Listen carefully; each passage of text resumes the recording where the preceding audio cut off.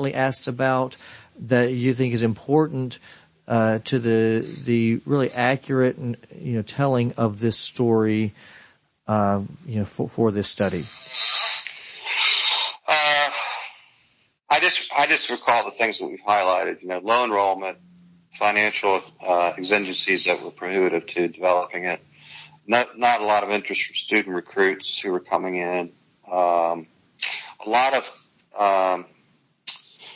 talk among the faculty. They're going to do away with the sacred music program, and they're going to put this other program in, and it's going to be led by people who don't know music. Blah blah blah. That kind of thing.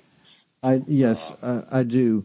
And matter of fact, you might be able to address this, because I'd mentioned that at some point there was a proposal for course of Church Choir 1 and 2 and Orchestra of Praise 1 and 2.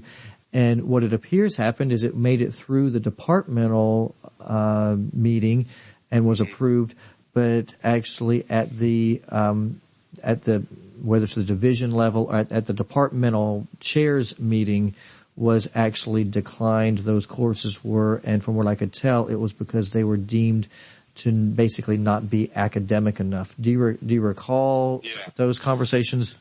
Yeah. See, that was what I mentioned earlier. That was kind of the music department's solution to keeping their fingers in the pie.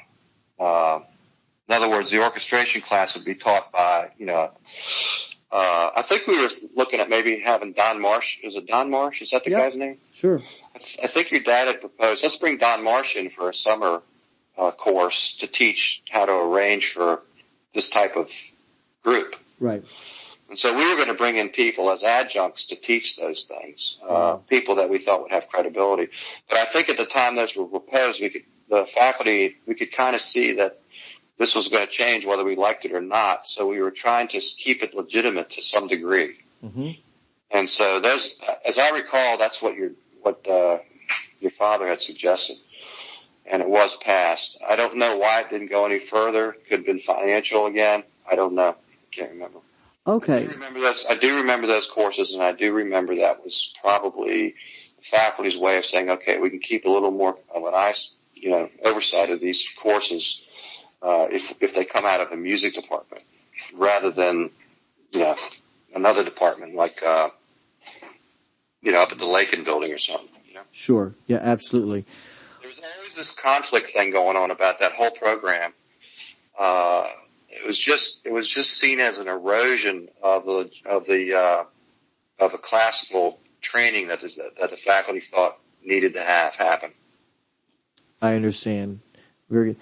I want to ask one more question then, and that is, and it's broad, is as broad as you want to make it or as narrow as you want to make it.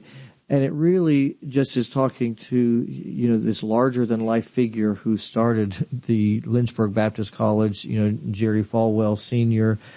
From your perspective as a faculty member being here in the mid to late 70s, you would have seen some of the I Love America, touring and rallies, the America You're Too Young to Die, the genesis of the moral majority and his, political action and so on.